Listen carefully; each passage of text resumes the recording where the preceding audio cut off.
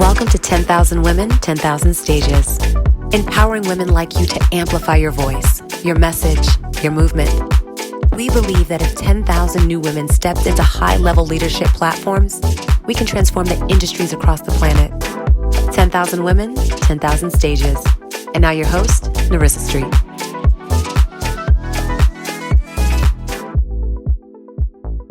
Thank you. Oh my goodness, guys. Hi. Hi. Hi, it's Narissa. We're here with Sharon, and this is 10,000 Women, 10,000 Stages, where we work with you to amplify your very unique voice to become a leader in your industry. I am so grateful to have with me today someone who has a phenomenal and tremendous career in her industry. She looks like she's blushing. I don't know why. I'm telling you all the truth. So wonderful. So, ladies and gentlemen, because we have both ladies and gentlemen and non-binary folks as well listening. Everyone's welcome. Everyone is welcome. So please welcome today Sharon Handy. Hi, how are you? Hi, I'm great. How are you doing? I'm good. So tell everyone who you are. Who am I? Well, yes, Sharon Handy. I have a rather curious career that has largely been in the field of Science Center and Children's Museum hands-on exhibitions. So cool. Which I've done for 27 years now. Mm-hmm. It's a little crazy. Not where I started. I started actually as a literature major back in the day. And I was working in marine science when I stumbled across an ad for a company that wanted someone to help them design museums. And I thought, yeah, okay, that looks good. Yeah. Just because I have a rather weird obsession with information. I just love learning stuff. And I thought, well, this is an opportunity for me not to only indulge myself, but share that with some other people in a venue that I love, museums. And so it just seemed like a really interesting opportunity. Jumped in, didn't know a thing about it, and ended up doing it now for 27 years. So I worked mostly with one company called Hands On. And then a few years ago, I just decided, done this a lot, 25 years at that point, I wanted to do something maybe a little different. I was getting more into interactive media and game development, and I wanted to explore that a little bit more. And that went a little further into this idea of storytelling and more informal education outside of an actual physical venue, which then morphed into this weird podcast that I have called Boring Books for Bedtime. I love it. I read people to sleep. Now, how did that happen? I don't know. It was an outgrowth of something that I used to do with my stepson. When he couldn't sleep, he would ask me to read to him. So I started with children's books and noticed that he wouldn't go to sleep. He just stayed up because they were too interesting. And finally, he asked me, do you have anything boring? I'm like, child, I have a master's degree in literature. I have boring. Beautiful. And it just grew from there. And it was an idea that kind of just lodged in the back of my mind. This is something that helps people. And I turned it into a podcast, and I'm rolling up on 900,000 downloads. So doing pretty well. That's fantastic. I think, as you said in the beginning, obsession is good. You know, obsession. Yeah, when you follow it and you understand that what your obsession is for feeds you. I think we doubt that the things that feed us could also help other people. So I'm really excited you followed your obsession. Yeah. It's been fascinating. Yeah. So tell us, so what's the thing that you're like, so there's a couple of things that you talked about there. You started out helping someone else build their own and design their own experience. And then through that, got your own confidence to strike out on your own. Mm-hmm. When you did the strike out on your own, what was the thing that helped you make that decision? I was spending more time having fun outside of my office. and just working on my own projects, just even having ideas that I knew weren't things that necessarily applied to what I was doing. And that's fine. Museums need what they need. But there were ideas that were coming up that I was spending hours, writing down notes and coming up with a graphic design, or it was just, there was a certain creative outlet that I had on my own that I wasn't going to find in the museum world, which I had done at that point so many years. Right. And for each client that we get, the things that they're receiving are new to them. Everything's new to them, but it might be an exhibit that I've seen 10 times, and there's that moment of transition, I think, where what is so fresh and new to other people has become Old hat. not almost burdensome in a way. You're like, I don't want to do that anymore. And I don't want to do that exhibit, even though I know it's valuable to you. Mm-hmm. It is not as valuable to me. And I wanted to have some opportunities to find those moments of freshness and value that clients get, but you as the provider don't necessarily enjoy. And it's, it's a little self-indulgent, I won't lie, but I think it was, there was a moment where I felt like I wasn't giving them my best creativity, and I wanted to do that. So the best way for me to do that was to just step aside and start finding my own joy in a way. Yeah. Yeah, and I want to make a connection. This is something that I tell my students all the time. Your joy is valuable. So, as you said, there are these points and these moments that you as the creator and the producer of that experience that you're giving to other people, but like you yourself are not able to take the thing for it. And I think we miss that it's okay to have joy in a process that pays you, right? Yeah. And it's funny that you say that, because it's not something I think a lot of people value. I mean, even in this conversation, I've called it self-indulgent. Right. I don't know that that's true, really, but there's always that battle where if you're having a good time, you're not working hard enough. Yeah, I mean, I rarely curse in polite conversation, but I really feel that that's bullshit. Because I think it's something that we're trained and socialized for. The Protestant work ethic is like this whole thing where you work hard, you work hard, you work hard, and your reward will come. And so we're really seeing that those of us who are doing that and who've bought that, that our bodies can't handle that kind of mindset, because the work that we do now is just so stressful. And things that we love to do, actually, people don't realize how much work, like it's enjoyable to them. It's a lot of work for us, the craft, So you talk about informal education, which, I did some research on you, and I'm so excited to have someone like you in the education field who's really doing things that are experiential and innovative. So for our listeners, tell us what informal education is. Informal education is pretty much everything that happens outside of the classroom. So it's a museum, it's going down to the pond and getting a water sample and looking at it under a microscope. It is very much experiential. It's out of the book. There's no tests in informal education. It's learning mostly through doing. And that's not always true. I mean, there are a lot of people who love books and will sit down in a corner and with their library book that they picked out. That's informal education too. So it's really everything that takes place outside of the classroom. And it can happen anywhere in myriad ways. The specialty I was in is, it's weird to say, slightly more formalized informal education in terms of museum work, where there are very specific educational pedagogies going on, and there's a lot of thought behind what looks to be informal. But it's self-directed, invitational, I think is a word to think about in informal education. It is optional. People choose to go to those experiences. You can't force them.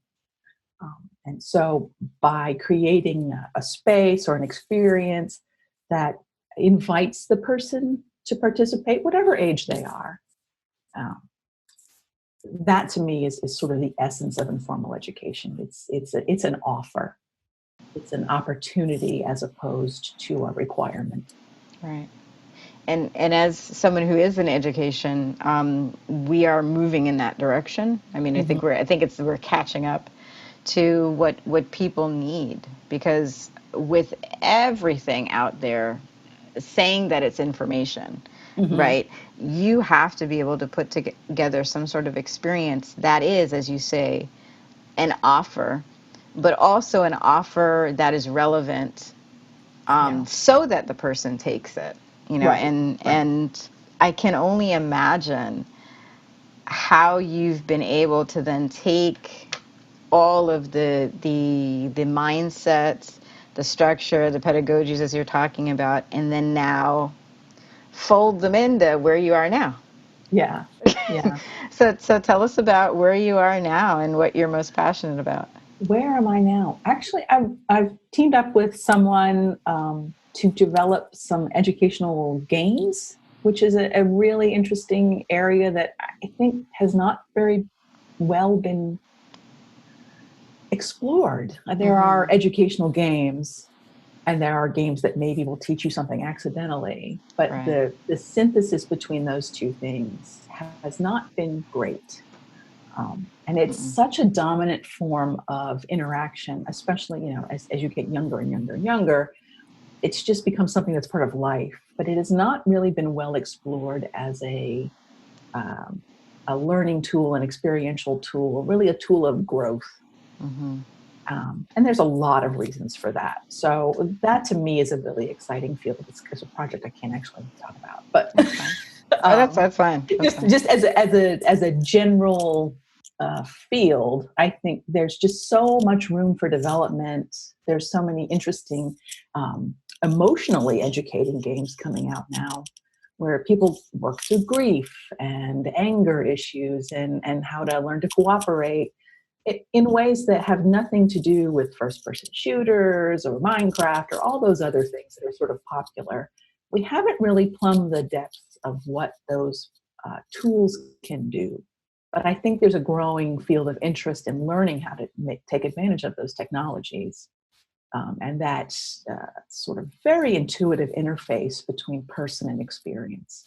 So that to me is probably the most exciting field I'm working in right now, besides podcasting, which is also, I mean, in my field, for my work has largely been for children, and the podcast field for kids is only just now starting to take off, despite the fact that they're a huge audience.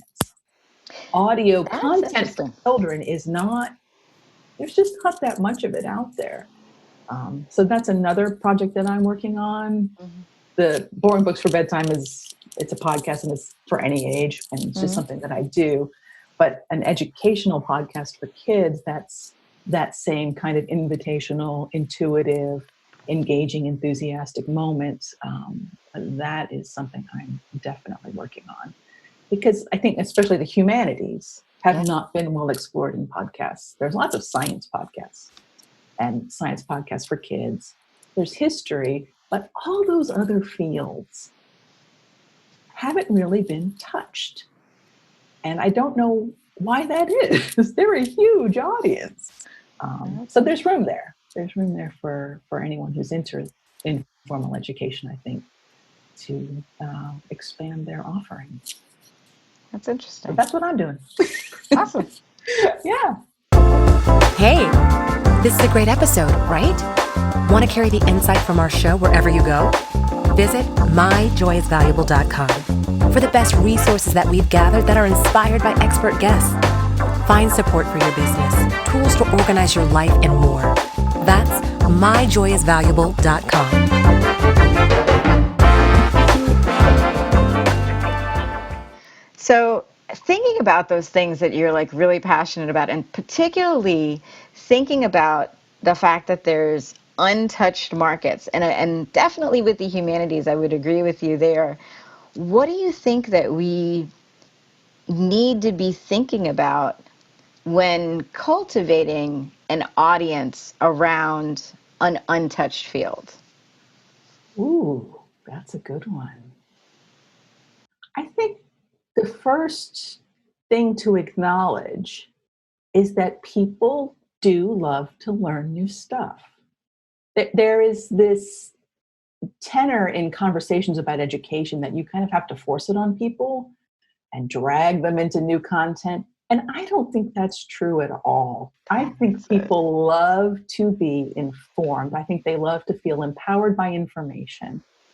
And what we have so often failed to do is go into it with the spirit of sharing and enthusiasm, as opposed to, all right, I'm going to teach you this thing.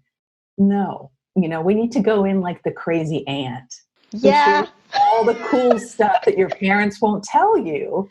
And, it's like secrets, and, let people in on things that make them feel good. And Like Miss Frizzle. exactly. Oh my God, yes. She worked, and that is exactly why she worked. It's like she's telling you cool stuff that you didn't know and that your parents couldn't tell you. And I think that's true for adults too. This idea that we need to instruct is, I think, terribly misguided. I think what we need to do is enthuse. And that means get you to be enthused, but be enthusiastic about that cool stuff, because we all have something we love. And not everyone's going to love that thing, but they may love your enthusiasm for that thing. That's exactly what it is. That's exactly what it is. People ask me how, like, I used to have parents come up to me at the end of the school year and they're like, this kid talks about you all the time. And I don't know what you're doing. And I'm like, because I love it. I love what I do. And I'm a complete geek about it. And I tell them I'm a geek about it. And I tell them I'm going to be corny.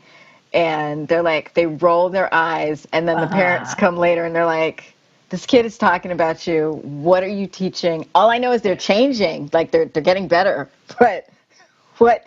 That's exactly what it is, just to be enthusiastic about it. So I think that the lesson you're giving us is really a couple of things. So number one, be okay with inviting people into something new, and then let your enthusiasm and let your passion for it just keep them coming. Like keep them, you get them in the door, but then you get them into the living room by, really having a fun invitation. So let me ask you a question. So on the other side of things, do you feel comfortable with like a traditional microphone, like getting up on stage and just talking and having the lecture? I haven't really had opportunities to do that, so I can't answer that question. Okay. If you'd asked me 20 years ago, I would say no. I would have resisted speaking publicly. You'd have to drag me in. But Gotcha. today, I don't know. I think I feel more confident in myself, but it's not really something that's ever come up. So I can't tell you. I'd probably do it. Well, you have a podcast, right? So I you have do, a but podcast nobody microphone. sees you. True. True. I get to hide in the dark. So, Right. I'm just the voice that comes out of the speaker.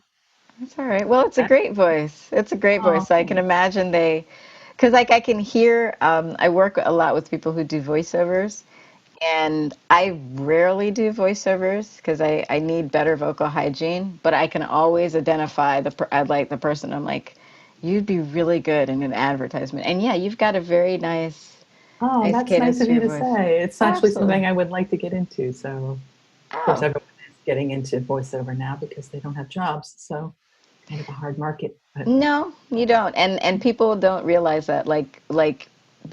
I work with, I'm grateful enough to work with an engineer on my podcast. And he is like, he works with voiceover all the time. And there are people that, they pitch him things. And he's like, that one is the one I want, because there's something technically with certain kinds of voices where you don't have to do as much technical work around the voice. And so they're always looking for certain kinds of voices, and it's a sound that I've become attuned to. So yeah, you've got a he has a term for it. He's a technical guy. I'm not going to even try to remember what the term is, but I call it the smoothness of the voice. And so yeah, you got Well, it. I like that. Yeah. You got it. So awesome. So here's a thought, and a lot of my audience, we are what's called multi-passionate. So that's the reason why our careers have this really fun, curvy roller coaster trajectory, right? Yeah. So for you, since you've had such a long and varied career, how do you blend these differing threads of user experience, education, and storytelling and design? Like, how do you balance all of that together? Well, first, I would say I always work with great people. This is not a one-stop shop. So I don't. When I say I design exhibits, probably my biggest talent is sitting around coming up with ideas. Mm. I'm not necessarily the person who can carry any of those out. And I'm at least experienced enough to know that at this point. You know, when I have an idea for an exhibit, I'm like, we could do this and this and this, and you just need this. And somebody is at least smart enough in the room to say, when you say just, here's what you actually just said. Oh, okay, all right, I get that. So the first ingredient in bringing all those things together is collaborating with good people, smart people, and people who are open to conversation. And that's a two-way street. I need to hear their ideas and they need to hear mine. And I think that always makes the ideas better. But in terms of storytelling, and that's something that's really evolved as I've dealt with the public now for so many years. I think, more than 60 million people have seen the exhibits I've done, which is a lot. And Wow. you get feedback, and you kind of learn that people like stories. They don't necessarily approach information the way I might as a person who loves information. A lot of them come in feeling very intimidated, or a parent comes in and they're afraid they're going to be asked a question they can't answer and look foolish. So finding ways for them to come into that information and feel welcomed. Stories are really a good way to do that, because they're more conversational. And they can find their access point. They can, and certainly in museums, one of the biggest challenges is acknowledging that literally every kind of person is going to walk through the door. And it's not like a college class where perhaps they've chosen to be there. Maybe they're just coming with a school group, or they're accompanying their child because they just didn't have anywhere else to go. So you have to find ways to acknowledge that people come in with all different experiences, all different interests, all different fears, and make all of those people, as much as you can, feel comfortable. And I think that's true for a podcast. Although people choose to listen to those, right? Sometimes they don't know what they're getting into. It might just be random, or someone shared it with them. It's a little more selectional, but because the audience for podcasting is so massive, there's a lot of room to invite people in with different kinds of stories. And I guess one of my concerns about podcasting, as it has become more commercial and more popular, is that we're sort of getting a lot of same things. It's almost like sitcoms. Right. It's, you get a branch of podcasting and they all sound alike because that was successful. That first one was successful. We're all going to do that so we can be successful. And I think there's more room for creativity and ingenuity in those content choices and presentations. The field's wide open. As long as people want to express their creativity. If you just want to come in and think you're going to make a couple bucks doing true crime, first off, nobody in podcasting makes any money. Just get that. But, it's okay to be different. I think it's okay to be different. Mm-hmm. And as you say, the field being wide open, that does allow for places for innovation and experimentation, which I love. So you started to touch on it, and so I want to get in a slightly technical.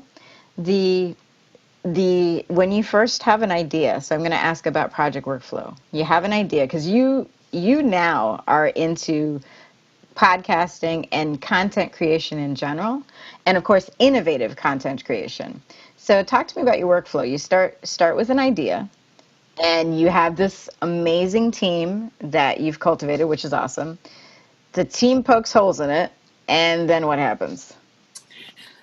Well, I guess assuming that we're working for a client, which is 80% of my work.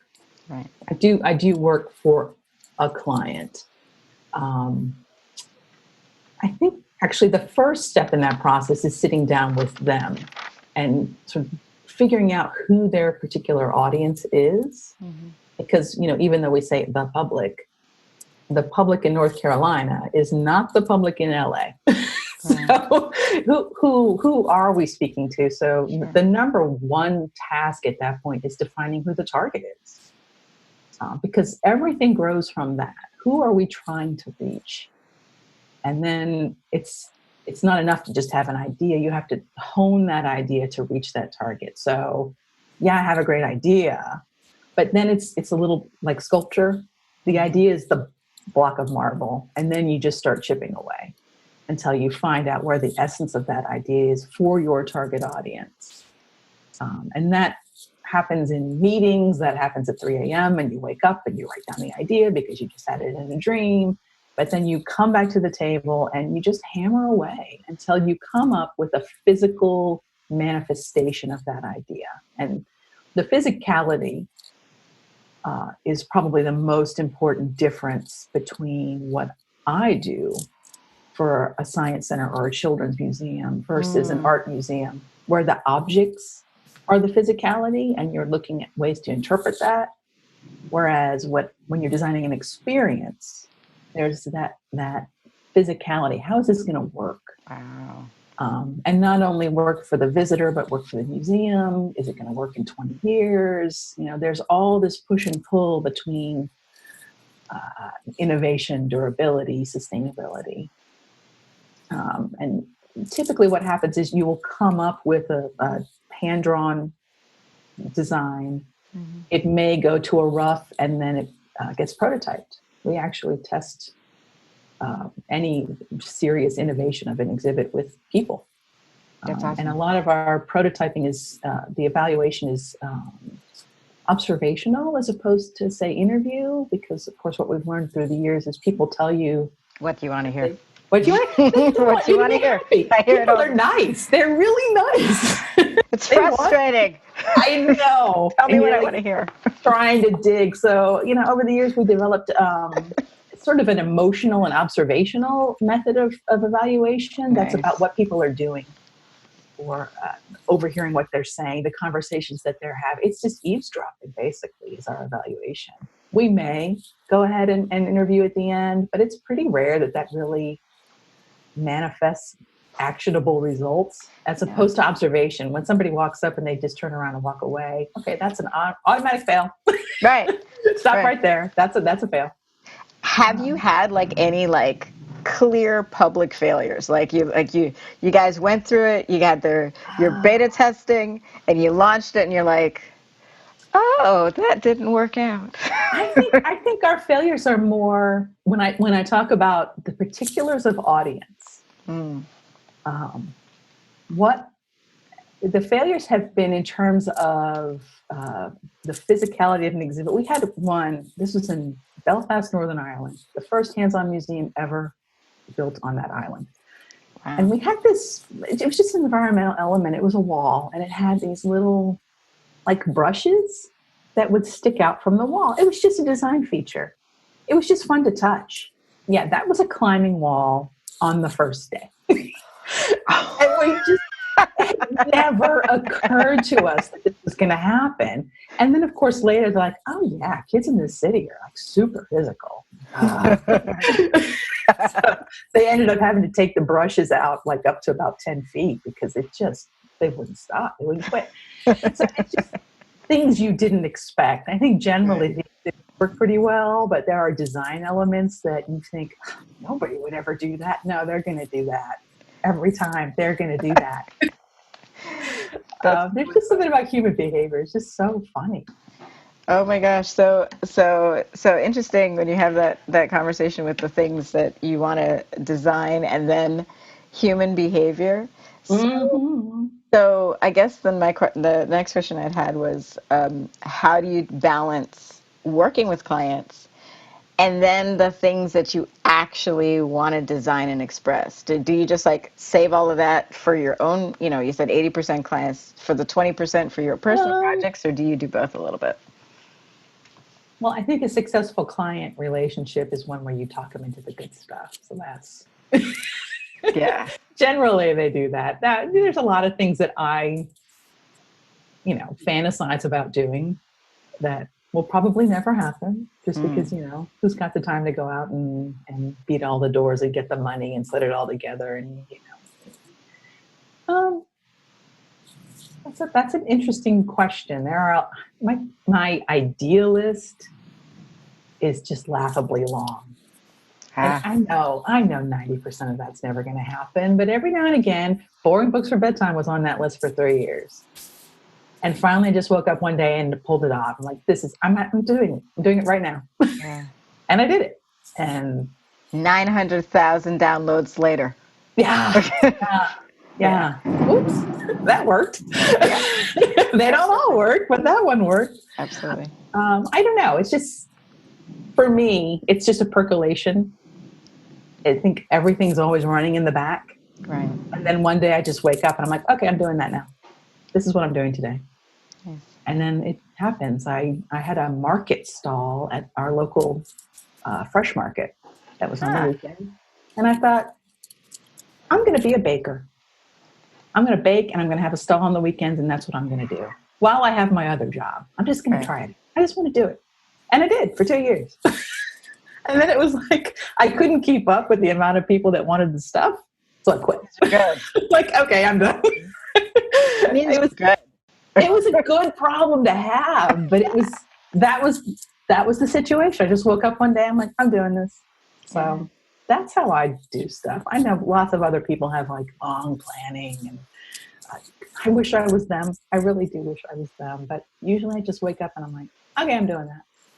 It means you trust yourself, and I think a lot of people who are multi-passionate and have a diverse cadre of talent, like they're like, well, I don't know if I should, but if you trust yourself enough to try it out, and then figure it out and learn along the way, just like when you're doing the experiences with the public and all of those things, and the game, it's like a game. It's like, the thinking behind gaming. It's just, try something out. If it didn't work, try it again. A little bit, yeah.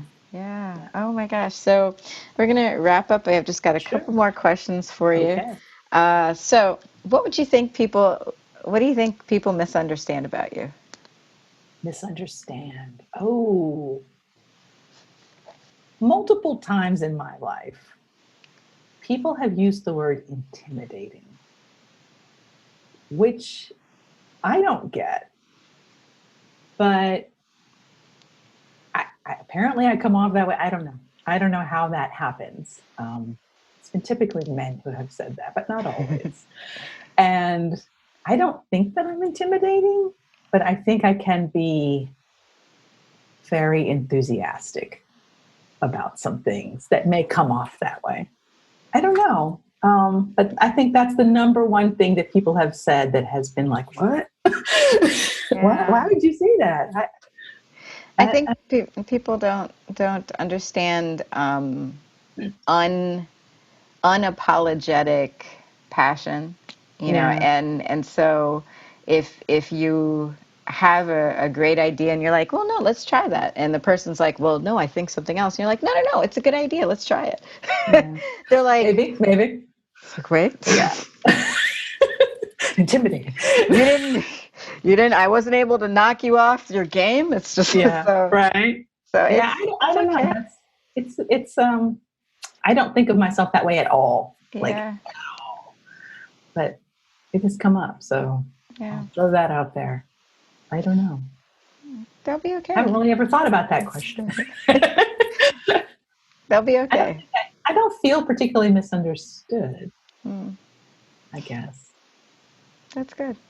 Yeah. I don't have a big circle of people though. So, That's if they don't okay. know me by now, I really don't know what to say. Well, okay, so last question before we wrap up. So what questions should I have asked? I don't know. You covered so much. I tried. I tried. I do my research. Oh, God. Yeah. What questions should you have asked? Well, think about it this way. What would you have liked to talk about, or anything that you would like to talk about? We're going to get to the where do people find you. So we're going to get there. But anything else you would have liked to talk about is really what that question is. I just would like people to take more chances on themselves in terms of creativity. Because I see a lot of people who are way more creative than me, and they don't do anything. And it's annoying. Because I think every time we add a creative voice, the chorus gets way more interesting. Yeah. And I think one of the things I like to do a lot is build off of other people's ideas. Because, ideas don't always just come freshly formed out of your head like Athena. They grow, they spring off of something else. And I think if we heard more voices and more ideas, we would all have better ideas. Yeah. And that's what I really wish would happen. I'm not sure that answers your question, but that in my mind, that is just a conversation that I think we need to keep pushing, that people have things to say and they have creative things that they want to share. And we live in a culture that can be pretty brutal about creativity, very critical. And I don't think it matters that someone didn't like your drawing. Just make your drawing. It's okay if somebody doesn't like it. Who cares? Who cares about that? You did it. So I don't know. That's something I really wish we would embrace as a culture much more, especially in America, where we, you're either successful or you're a miserable failure. And I think there's a lot of gray area between those two things, where we can define what success is. And it's not about money and fame. Yeah. So that's all. Well, that's great, because that's why this is why this podcast exists. So 10,000 women, 10,000 stages. We're hoping to amplify more voices and get Great. more beautifully told stories into the market. That's awesome. Yeah, Do the thing. Do the thing. Just do the thing. Just do the thing. Just do the thing. You've got a lot of things. You didn't touch on it, but you're baking with the British baking, like the thing. Oh yeah, my other podcast. Yeah. So folks, so we're gonna find out where we can find out right now where we're gonna hear Sharon Handy's work. It's a lot. It's delicious, like literally delicious, and obviously very delicious because she's saying that she had a fresh market stall and was like selling out of things and all that kind of stuff. So tell us, Sharon, where we can find all of your creative goodness. All right. Well, my website is www.handymakes.com, which just has some samples of things I've done, writing, exhibits, audio, and I've also worked in video, which we didn't talk about, but we have made some pretty fun videos, which I've done with my husband, who's a video editor. So that's helpful.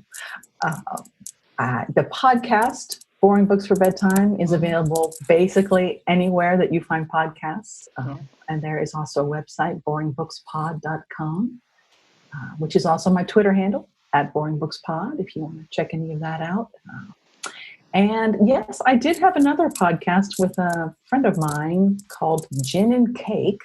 If you are a fan of the Great British Bake Off and also just basically a huge science fiction and fantasy geek, that is the podcast for you. We haven't done it in a while just because I got busy doing other things, but also available anywhere podcasts are found. Yay. Awesome. Thank you so much for your time, Sharon. Thank you. I'm so glad to talk to you. It was really fun. Thank you for tuning in to 10,000 Women, 10,000 Stages. Share this episode with someone who needs it. Find us at 10,000women10,000stages.com.